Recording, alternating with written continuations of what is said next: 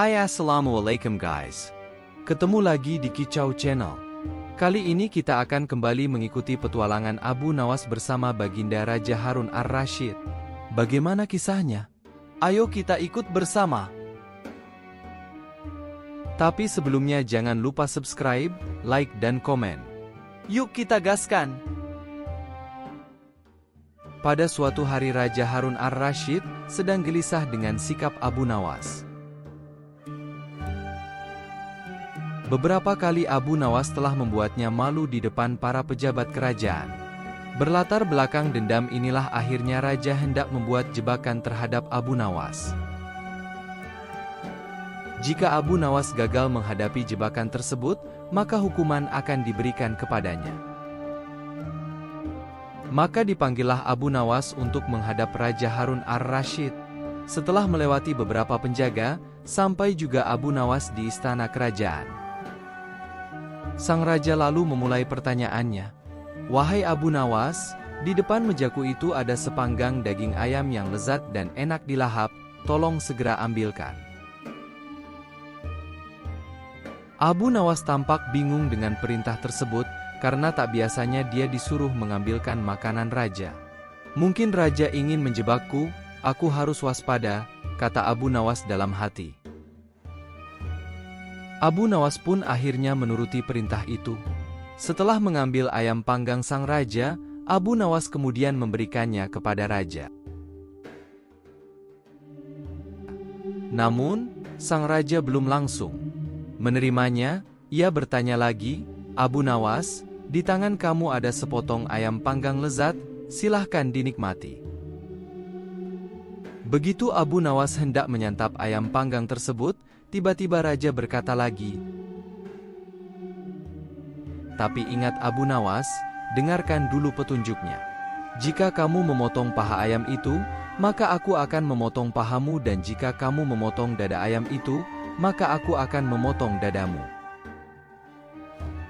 Tidak hanya itu saja, jika kamu memotong dan memakan kepala ayam itu, maka aku akan memotong kepalamu. Akan tetapi kalau kamu hanya mendiamkan saja ayam panggang itu, akibatnya kamu akan aku gantung. Abu Nawas merasa bingung dengan petunjuk yang dititahkan rajanya itu. Dalam kebingungannya, ia semakin yakin jika hal itu hanya akal-akalan Raja Harun saja, demi untuk menghukumnya. Tidak hanya Abu Nawas saja yang tegang, tapi juga semua pejabat kerajaan yang hadir di istana tampak tegang pula. Mereka hanya bisa menebak dalam hati tentang maksud dari perintah rajanya itu. A few moments later. Hampir 10 menit lamanya Abu Nawas hanya membolak-balikkan ayam, sejenak suasana menjadi hening. Kemudian Abu Nawas mulai mendekatkan ayam panggang itu tepat di indera penciumannya. Para hadirin yang datang atas undangan raja mulai bingung dan tidak mengerti apa yang dilakukan Abu Nawas. Kemudian terlihat Abu Nawas mendekatkan indera penciumannya tepat di bagian ketiak ayam bakar yang kelihatan sangat lezat itu. Beberapa menit kemudian ia mencium bagian ketiak ayam bakar itu. Setelah selesai mencium ketiak ayam bakar itu, kemudian Abu Nawas berkata, jika saya harus memotong paha ayam ini, maka Baginda akan memotong pahaku. Jika saya harus memotong dada ayam ini, maka Baginda akan memotong dadaku. Jika saya harus memakan dan memotong kepala ayam ini, Baginda akan memotong kepalaku. Tetapi coba lihat, yang saya lakukan adalah mencium ketiak ayam ini, kata Abu Nawas.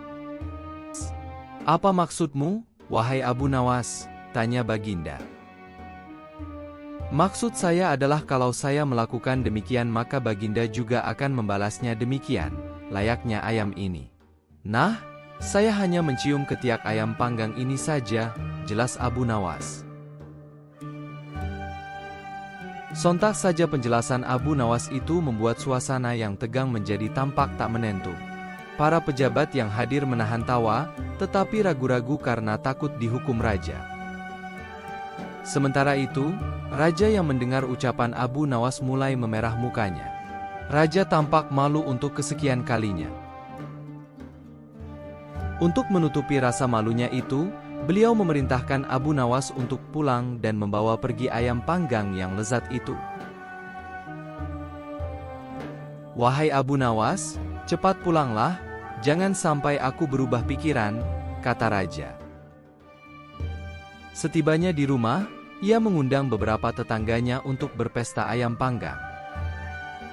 Untuk kesekian kalinya Abu Nawas sukses mempermalukan Raja Harun ar-Rasyid di depan para pejabat kerajaan. Secara keseluruhan, cerita ini mengajarkan tentang pentingnya kecerdikan, kewaspadaan, kebaikan hati, dan kemampuan untuk berpikir kreatif dalam menghadapi tantangan dan masalah dalam kehidupan. Nah, demikian dulu kisah Abu Nawas kali ini. Jika ada saran silahkan tulis di kolom komentar. Jangan lupa subscribe dan aktifkan notifikasi agar kalian tidak ketinggalan kisah-kisah menarik lainnya. Wassalam.